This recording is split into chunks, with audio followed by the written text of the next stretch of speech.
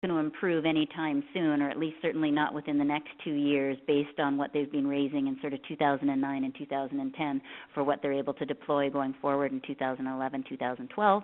So, it means that companies really need to start looking for other solutions. This is just sort of looking to changes over time in clean tech financing. It really is a sort of a new space in its definition. Obviously, people have been working on renewable power generation or different types of waste remediation or treatment for a long time. But to classify it as clean tech and to see it as sort of an asset sector that's attracting funds and is being lumped together and having similar driving factors is fairly new. Let's say it's sort of been since the early 2000s that this has been considered a sector unto itself with a unique set of drivers. And what we saw in the early stages of that, what we're going to call here Wave 1, was characterized by heavy concentrations into the solar and auto subsectors of that, large investments that were based on sort of high capital intensity technologies. So what that means is these technologies take an awful lot of money to go in to de-risk. They can still require a lot of subsidy, so there's a long time until these things can sort of stand on their own as profitable. And so it means a long-tailed investment that investors aren't going to see a return through actual revenue generation. I mean, they can see a return because people think it's a hot sector and the stocks go up, but through actual generation of revenues, it's going to be a long time. So I think now what you see more of is this sort of wave 2 to a larger, broader set of the subsectors, which I outlined in the beginning, and a lot more interest in the less capital-intensive sectors. And that's where you see a sort of a bridge between the technology sectors, or sort of IT, and clean tech. And that manifests itself both in smart grid and energy efficiency type technologies primarily, but a lot of sort of focus on storage and energy management as well. So those are some of the themes that we're seeing sort of attract a lot of attention at this point. Continuing on with the challenges for clean tech financing, and not to worry, I am going to eventually lighten up a little bit and start talking about some of the opportunities and some of the potential. But right now, one of the challenges for Canadian clean tech financing is that Canadian companies that are able to attract capital are still not attracting nearly the amount of capital as U.S. counterparts. So this chart is just looking at how much a company raises through venture capital. And so you can see it's approximately a third, except I guess in 2007 it looked like we got up to about a half, but approximately a third of U.S. counterparts. So the Canadian companies, and this is sort of looking at similar companies at similar stages. So the Canadian companies just have to do more with less than their U.S. peers. And this slide is looking at what I will call the market gap.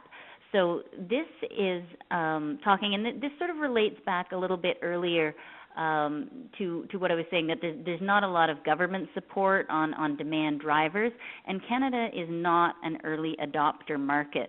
So what these bars are measuring is we talk to companies as to where do they see their first sale as most likely being. And so 80% of those companies were expecting or had made their first sale in the U.S., 69% expecting or had made first sales in Europe, and only 52% making their first sale or expecting to make their first sale in Canada. And that's only sort of narrowly beating out Asia at 49%.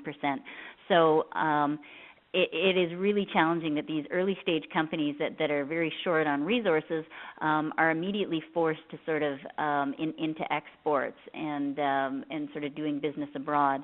But there may be benefits to that as well. And I'll get into that a little bit later. But it is a challenge when the home market is not an initial place to make the sales, and sometimes it can make it harder because in other countries, what they want to see is well, let's see where, who's bought it first, and especially if government isn't buying in Canada, there's sort of a, well, what's wrong? How come your government or your industries aren't supporting it? So it just makes it a little bit more challenging. I thought I'd just give you a bit of a picture. I talked about the different subsectors, but what the companies actually look like at this point. And so right now, we looked at about 450 Canadian clean tech companies that are in the process of commercializing their technologies. There's far more. That's sort of the tip of the iceberg if you look at those that are involved in the research and development stages still. But those that are actually at the point of entering the market or are in the market, what we were able to find through a study last year was approximately 436 companies across the country. 84% of those are making less than $5 million in revenue. So the climb up the revenue curve has been challenging. Only 3% of them are making more than $51 million in revenues.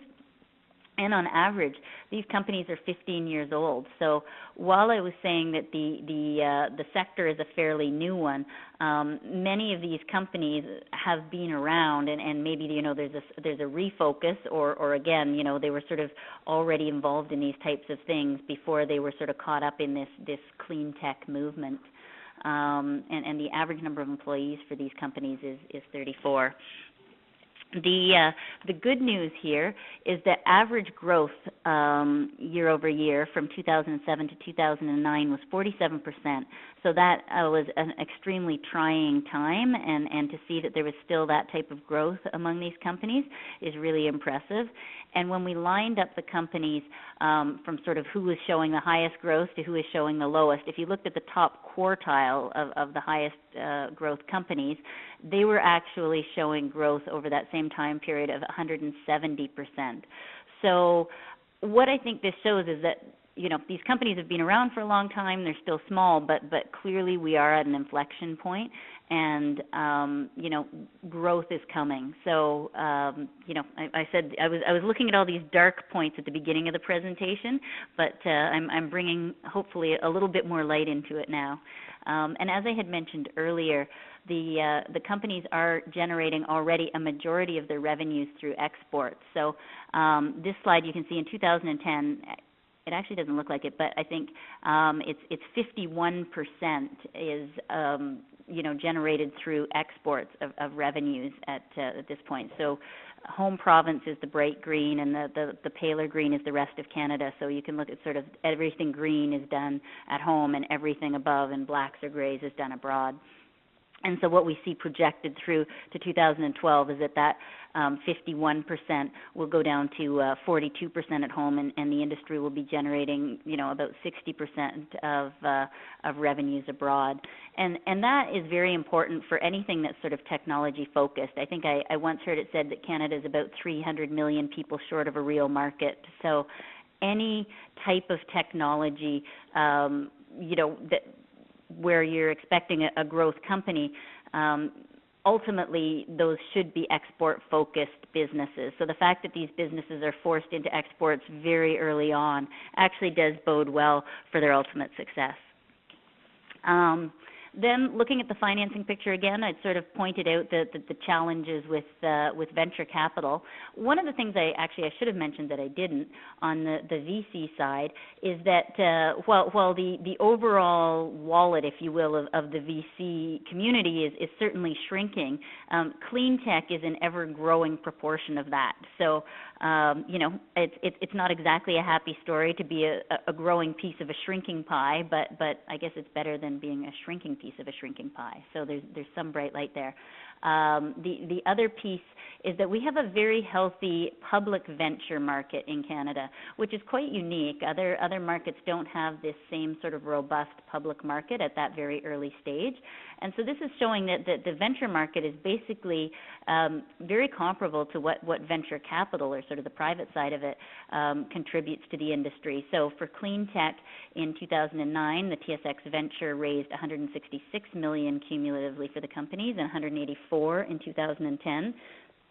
And that translated to $4.2 million per company for the venture exchange in 2010, and for VCs it was $6.8 million per company.